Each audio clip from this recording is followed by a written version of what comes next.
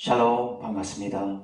오늘 전해드릴 말씀은 고린도전서 3장 16절에서 17절까지의 말씀입니다. 제가 봉독하도록 하겠습니다. 너희가 하나님의 성전인 것과 하나님의 성령이 너희 안에 거하시는 것을 알지 못하느뇨. 누구든지 하나님의 성전을 더럽히면 하나님이 그 사람을 멸하시리라. 하나님의 성전은 거룩하니 너희도 그러하니라. 아멘. 오늘 전해드릴 말씀에 대한 제목은 하나님의 성전된 자로서의 삶이란이라는 제목으로 말씀을 전해드리고자 합니다. 하나님께 나의 모든 삶을 바치는 삶, 나의 모든 삶을 올려드리는 삶이란 어떠한 삶일는지요? 여러분들은 내 안에 계시는 성령이신 하나님만이 내 삶의 주인 되시오니 말씀하옵소서 내가 듣겠나이다 라는 심령의 상태를 가지고 계시는지요? 여러분들은 그리스도인으로서의 참된 삶은 자아가 펄펄 살아있거나 그러한 자아에 의한 강한 생각대로의 모습의 삶을 결코 이뤄가서는 안 되는 것이며, 그러한 자의 삶의 모습은 주님을 내 삶의 주인으로 인정치 않으려는 그리스도인으로서의 적합치 못한 모습의 삶이자 성령 하나님의 사람다운 사람이라고 볼 수 없는 모습의 삶이라고 진정 여기고 계시는지요? 또한 나의 생각이 내 삶의 주인 되시는 주님의 뜻과 다를 때에 내 생각을 부인하고 주님의 뜻을 따라가는 자로서의 모습의 삶, 내 십자가를 지고 가는 행함의 삶을 이루어가는 자의 모습의 삶을 주님께서는 참으로 기뻐하실 것이며, 그러한 자의 모습이야말로 하나님의 마음에 합한 자로서의 모습이자 참된 그리스도인으로서의 삶의 모습이라고 여기는 마음을 진정 갖고 계시는지요? 내가 주인 삼은 모든 것 내려놓고 내 주 대신 주 앞에 나가 내가 사랑했던 모든 것 내려놓고 주님만 사랑해. 내가 주인 삼은 모든 것 내려놓고라는 제목의 찬양 가사입니다. 여러분들 중에는 이 찬양을 좋아하시며 즐겨 부르시는 분들도 계시지 않겠나 싶습니다. 이러한 가사를 담은 찬양을 즐겨 부르시는 분들의 마음은 찬양의 제목과도 같이 내가 주인 삼은 것 모든 것 내려놓고 주님만이 내 삶의 주인 되시길 바라는 간절함으로 찬양을 올려드리시는 분이실 것이라 믿습니다.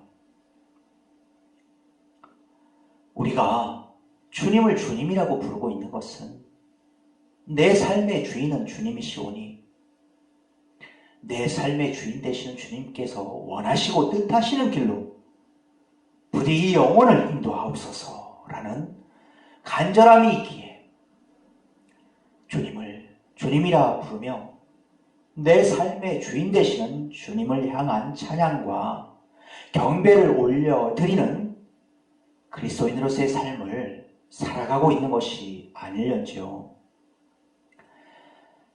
주님을 진정 내 삶의 주인 되시는 주님으로 모시고 있는 자로서의 믿음은 나와 늘 함께 하시는 성령이신 하나님을 온전히 의지하려는 믿음 또한 갖고 있는 자이며, 그러한 믿음에 의한 모습의 삶, 즉 거룩하신 하나님을 따라가는 거룩한 자로서의 그 거룩함이 빛을 발하는 길로 나아가는 데 필요한 힘과 능력을 하나님으로부터 공급받을 만한 중심을 소유한 자이기도 하다는 것입니다. 이는 다시 말해 오늘의 본문 말씀과도 같이 자신이 곧 하나님의 성전인 것과 하나님의 성령이 자신 안에 거하시고 계시다는 것을 진정 믿고 있는 자로서의 모습의 삶을 이루어가는 자이기도 하다는 것입니다. 이 시간 오늘의 본문 말씀인 고린도전서 3장 16절에서 17절 말씀 제가 다시 한번 봉독하도록 하겠습니다. 너희가 하나님의 성전인 것과 하나님의 성령이 너희 안에 거하시는 것을 알지 못하느뇨. 누구든지 하나님의 성전을 더럽히면 하나님이 그 사람을 멸하시리라. 하나님의 성전은 거룩하니 너희도 그러하니라. 아멘. 바울사도는 거룩하신 하나님의 거룩한 자로서의 한결같은 모습의 삶을 이뤄가기 위해서는 하나님께서 성전 삼고 계시는 우리의 몸을 어떤 명분으로도 더럽히는 일이 있어서는 안 된다는 것을 경고하고 있습니다. 이는 곧 하나님과의 관계는 거룩함이 없이는 온전한 관계를 이루어갈 수 없음을 강조하고 있는 것으로서 성령이신 하나님께서 우리와 함께 하신다는 것은 하나님께서 우리의 몸을 하나님의 집 또는 하나님의 전이라고 일컫고 있는 성전 그 자체로 여기시는 것이기에 우리의 몸이 죄악된 길로 가도록 내버려둬서는 결코 안 되는 것임을 경고하고 있다는 것입니다.